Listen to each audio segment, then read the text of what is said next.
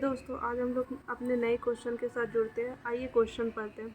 8 persons A, B, C, D, E, F, G and H sit around a square table such that 4 persons sit at corner and the remaining 4 sit at the middle of the sides of a table, but not necessarily in the same order. The person sit at the corner face towards the center of the table, and the persons sit at the middle of the side face away from center of the table. E sits second to the right of B. 2 persons sit between B and H. F sits to the immediate right of H. The number of persons sits between H and D is same as the number of persons sits between D and G.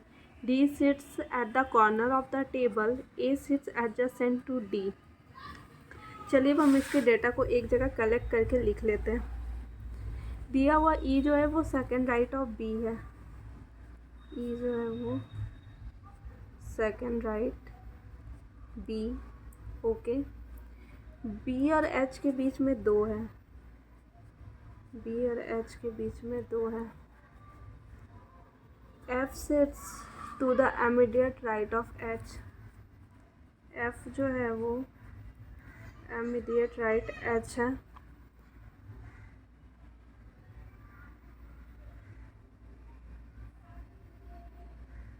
The number of persons sit between H and D is same as the number of persons sit between D and G. H और D के बीच में जितने हैं उतने ही D और G के बीच में भी है। D जो है वो कॉर्नर ऑफ द टेबल है। D कॉर्नर पे है और A जो है वो एडजेसेंट टू D है।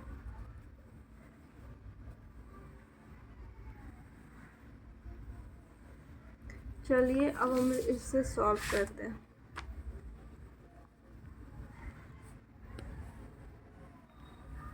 क्वेश्चन में बोला हुआ है जो मिडिल में बैठे हुए हैं वो सेंटर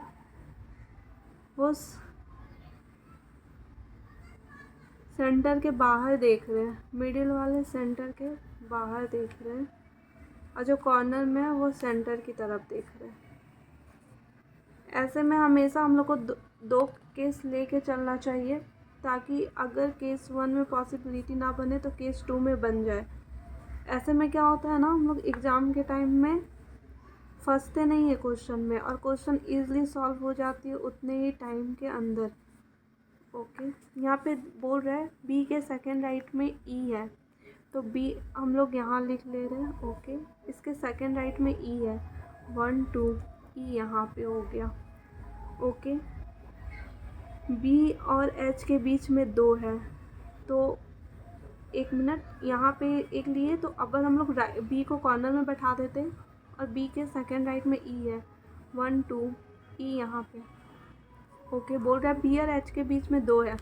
ओके, अगर हम लोग बी और एच अगर एच यहाँ लिखते हैं तो एक और कंडीशन है यहाँ पे कि एच के इमीडिएट राइट में एफ है तो अगर एच हम लोग यहाँ लिखेंगे तो एफ तो हम लोग को यहाँ लिखना चाहिए तो ऐसे में तो ये बनेगा नहीं, इसलिए हम लोग एच को यहाँ लिख देंगे। ओके, एच के इमीडिएट राइट में एफ है, इसको यहाँ लिख देंगे। सेम चीज़ अगर हम लोग एच यहाँ लिखते हैं तो एच के इमीडिएट राइट में एफ होगा तो वो तो हो नहीं सकता क्योंकि यहाँ पे ई है तो हम लोग एच को यहाँ लिखेंगे और इसके इमीडिएट राइट में एफ है तो एफ को लिख देंगे यहाँ पे। ओके, बोल रहे डी जो है कॉर्नर पे है। डी कॉर्नर पे है तो